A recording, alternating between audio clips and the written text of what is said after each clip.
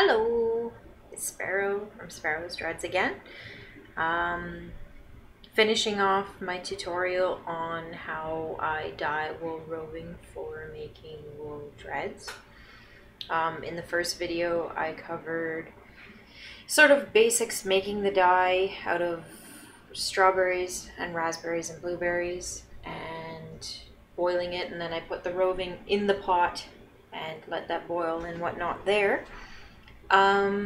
So I've gone ahead and I took the roving out of the dye and I washed it to the point where the water ran clear, and I had hung it up to dry for a while. It's still a bit wet. The color is very, very soft. It's very neutral. It's kind of come out like a baby pink. And because it is so soft, you can't really see it very well on camera, at least with my laptop camera, because laptops don't have the greatest cameras sometimes. So I'm going to try to show you.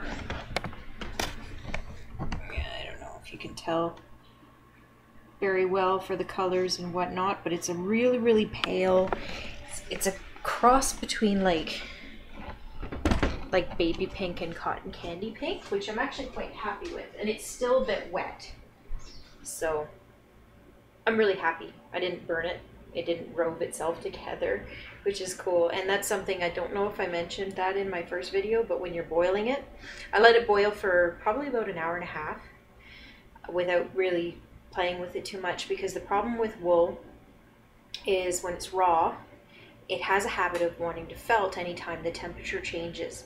So cold, hot, all that kind of stuff, it creates friction, it creates agitation, and that's what you try to use when you're making the dreads or whatever else you're making out of the wool. But when you're trying to dye it, you don't want any of that to happen, because you want it to be as close to raw as possible when you actually go to use it. And my wool is dripping on me. But yeah,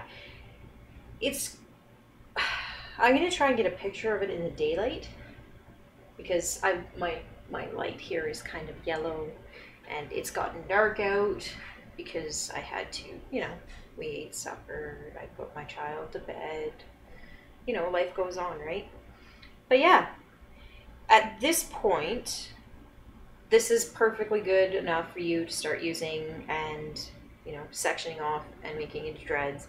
I will be doing that eventually, just not right now because it's still pretty wet, and I'm still trying to decide what I want to do with it, whether or not I want to wrap it or crochet it or just leave it raw. So yeah, this is the last of my videos, excuse me, when it comes to dyeing your wool roving. And yes, I understand I should have showed you guys how to do it while I was doing it, but I was busy and my fiance doesn't want to be on camera because he was preparing dinner and all that jazz. But yeah, so that is that. And if you guys have any more questions, feel free to ask. I might make some more tutorials, we'll see, but it just depends. I'm not really sure what else to make a tutorial on right now. And yeah.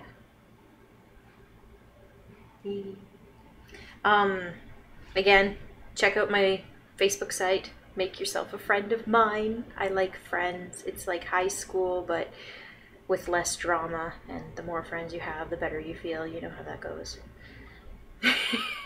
That sounded really, really self-conscious, but it's not. Yeah. Anyway, yeah, find me on Etsy too and see what I've got for sale. Those will probably end up on Etsy when I'm done dealing with them and done doing what I want to do with them. So yeah, have yourselves a good night and bye.